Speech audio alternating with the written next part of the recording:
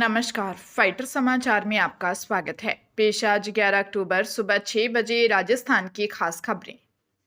जयपुर में 30 लाख रुपए की रिश्वत मांगने के मामले में फरार पटवारी 31 वर्षीय नरेंद्र मीणा की तलाश में एसीबी टीम लगातार दबिश दे रही है। एसीबी का दावा है जल्द ही घूसखोर पटवारी शिकंजे में होगा। एसीबी ने रिश्वत लेते पटवारी को पकड़ने के लिए 21 सितंबर जाल बिछाया था। घेराबंदी कर घूस की रकम के साथ दलाल ही पकड़ में आया। पटवारी फरार हो गया था। जल्द अमीर बनने की चाह में पटवारी मोटी घूस वसूलने लगा था। पहले भी वह भ्रष्टाचार के एक बड़े मामले में नोटिस मिलने के बाद बचकर निकल चुका है।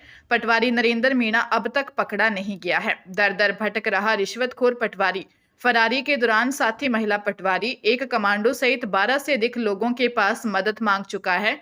पटवारी का पीछा कर रही एसीबी टीम भी इन सभी लोगों तक पहुंची। एसीबी मुख्यालय बुलाकर इन सब से पूछताछ की जा चुकी है। जयपुर एसीबी में तैनात पुलिस कांस्टेबल ड्राइवर के बेटे भांजे और चचेरी बहन की हरियाणा के रोहतक में रोड एक्सीडेंट में मौत हो गई। हरियाणा के रोहतक के 152D फ्लाईओवर पर सड़क किनारे खड़े ट्रक में पीछे से कार घुस गई। हादसे में कांस्टेबल की घायल पत्नी को गंभीर हालत में पीजीआई रोहतक हॉस्पिटल में एडमिट करवाया गया है। एंटी टेररिस्ट स्क्वाड में तैनात एएसआई रिश्तेदार महिला की मौत होने पर उसका शव लेकर सभी जयपुर से रवाना हुए थे। पुलिस ने बताया कि हादसे में पुलिसकर्मी 27 वर्षीय सचिन निवासी गांव जागसी सोनीपत हरियाणा और 24 वर्षीय कीरत निवासी गांव भागखेड़ा जींद व उसकी मौसी 61 वर्षीय कृष्णा पत्नी रामधन गांव भागखेड़ा जींद की मौत हो गई। मृतक सचिन ने कुछ दिनों पहले ही वेटनरी डॉक्टर के पद पर पाली में ज्वाइन किया था। महम थाना एसएचओ सुभाष सिंह ने बताया कि क्षतिग्रस्त कार और ट्रक को जब्त किया है। मामले की जांच कर रहे हैं। बूंदी में पुलिस ने अनैतिक देह व्यापार से अर्जित 12 करोड़ रुपए की संपत्ति को कुर्क किया है।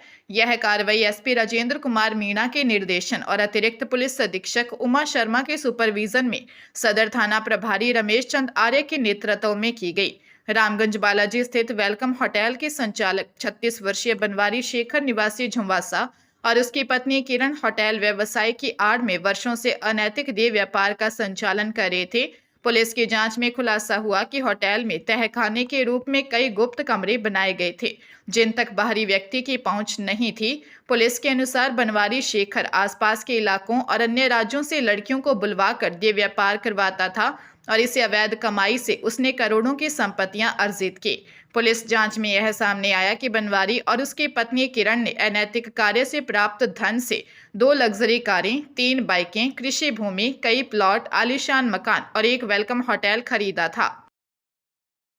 माध्यमिक शिक्षा विभाग ने खाली पदों की मासिक रिपोर्ट जारी की है। इसके अनुसार 30 सितंबर तक यहां रिकॉर्ड 1,23,700 पद खाली पड़े हैं। माध्यमिक शिक्षा में सितंबर के महीने में कुल पद 4,09,883 पद बताए गए।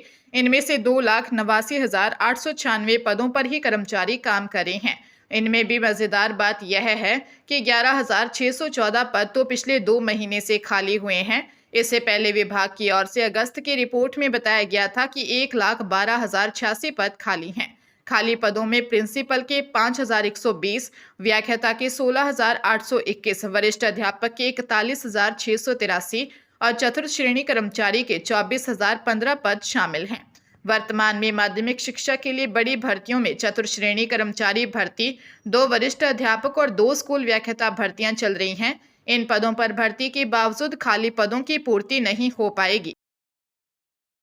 मोहाली अदालत ने 8 साल पुराने हत्या से जुड़े मामले में बनोड़ के गांव सलेमपुर नागल निवासी पिता पुत्र को उम्र कैद की सजा सुनाई है। दोषियों में गुरदीप सिंह उर्फ सोनी और उसके पिता महेंद्र सिंह शामिल हैं। दोषियों को हत्या और आपराधिक साजिश के तहत सजा सुनाई हुई है, जबकि 2 आरोपियों सुखचैन सिंह और संदीप कौर को सबूतों के अभाव में बरी कर दिया गया। एक आरोपी महबूब खान भगौड़ा चल रहा है। यह मामला पारिवारिक और जमीनी विवाद से जुड़ा है। मामला 5 अक्टूबर 2017 का है।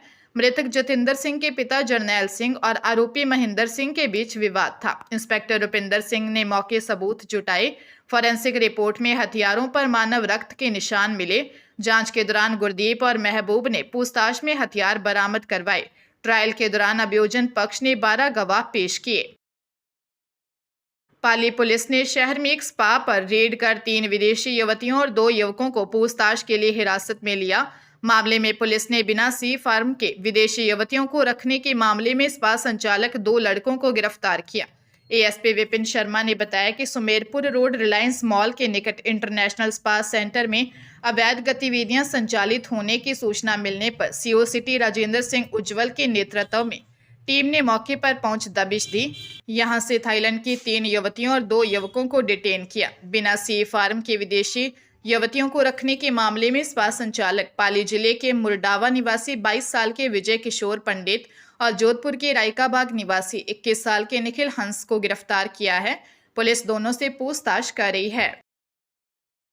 हाईकोर्ट की जोधपुर पीठ ने होमगार्ड जवानों की ड्यूटी के रोटेशन सिस्टम को खत्म करने और उन्हें हर महीने न्यूनतम 22 दिन का काम देने का निर्देश दिया है। जस्टिस फरजंद अली की कोर्ट ने रोटेशन प्रणाली को असंवैधानिक और भेदभावपूर्ण माना है। उन्होंने कहा कि यह प्रणाली होमगार्ड जवानों को अनिश्चितता की स्थिति में रखती है। कोर्ट ने यह फैसला हरिशंकर आचार्य सहित 70 होमगार्डों की याचिका पर सुनाया है, जिसमें उन्होंने साल भर रोजगार की मांग की थी। जस्टिस फरजंद अली की एकल पीठ ने कहा कि जब होमगार्ड स्वेच्छा से कम वेतन पर राज्य की सेवा के लिए उपलब्ध हैं तो उन्हें महीनों तक बिना काम के नहीं रखना चाहिए। याचिकाकर्ताओं के वकील ने तर्क दिया कि प्रचलित रोटेशन सिस्टम के तहत होमगार्डों के साल में केवल 6 से 8 महीने के लिए काम दिया जाता है। इससे उन्हें आर्थिक कठिनाई होती है। राजधानी जयपुर में 4 साल की मासूम के बयानों पर पोक्सो कोर्ट ने बिहार निवासी रोहित मलाह को 20 साल कैद व 20,000 रुपये जुर्माने की सजा सुनाई। जज ने कहा कि 3.5 साल की पीड़िता ने ऐसी पीड़ा को झेला है जिसका वर्णन करना मुश्किल है। अभियुक्त ने पीड़िता का लैंगिक हमला कर उसे शारीरिक व भावनात्मक क्षति पहुंचाई है, उसकी गरिमा व व्यक्तित्व को भी आहत करने वाला अपराध किया है। ऐसे में अभियुक्त के प्रति नरमी का रुख नहीं अपनाया जा सकता। मामले के अनुसार पीड़िता के बुआ ने 24 मई 2024 को जवाहर नगर थाने में रिपोर्ट दी कि 3 दिन पहले रात को वह अपने पति के साथ नीचे वाले कमरे में सो रही थी, जबकि पीड़िता व उसकी बेटी छत पर सो रही थी। छत पर बने कमरों में अभियुक्त अपने परिवार के साथ किराए पर रहता था। रात को पीड़िता के रोने की आवाज आने पर उसने उसे संभाला। उसने पेट में दर्द होने की बात कही और बताया कि रोहित ने उस पर लैंगिक हमला किया है। पुलिस ने अभियुक्त को गिरफ्तार कर कोर्ट में चालान पेश किया। सुप्रीम कोर्ट में जोधपुर की लूणी, बांडी और जोजरी नदियों में प्रदूषण के मामले में दायर तीनों याचिकाओं पर अब एक साथ सुनवाई होगी। जस्टिस विक्रम नाथ और जस्टिस संदीप मेहता की बेंच ने इस संबंध में आदेश पारित किया है।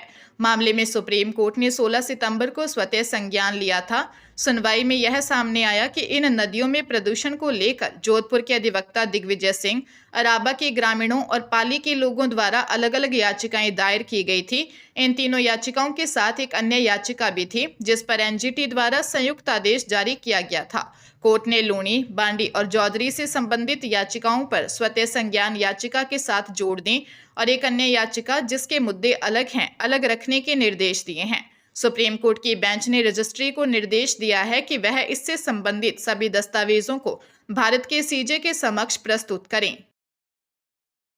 सवाईमाधोपुर गंगापुर सिटी अपर जिला एवं सेशन न्यायाधीश संख्या 2 ने मोतीपुरा गांव में 4 साल पहले बालक की हत्या करने के मामले में अभियुक्त राम खिलाड़ी निवासी मोतीपुरा को आजीवन कारावास की सजा सुनाई है। साथ ही 1 लाख रुपए का जुर्माना लगाया है। अपर लोक अभियोजक घनश्याम सिंह ने बताया कि 3 जुलाई 2017 को परिवादी मुकेश ने रिपोर्ट दी कि हरि सिंह का उनसे विवाद चल रहा है। घटना वाली रात उसकी नींद खुली तो उसने देखा कि घर में उसके पुत्र का शव पड़ा था। इस पर उसने पुलिस को सूचना दी। पुलिस ने मामला दर्ज कर जांच शुरू की। जांच के बाद पुलिस ने आरोपी राम खिलाड़ी के खिलाफ न्यायालय में चालान पेश किया। अपर जिला एवं सेशन न्यायाधीश संख्या 2 ने दोनों पक्षों की बहस सुनने के बाद आरोपी राम खिलाड़ी पुत्र कल्याण निवासी मोतीपुरा को आजीवन कारावास की सजा सुनाई।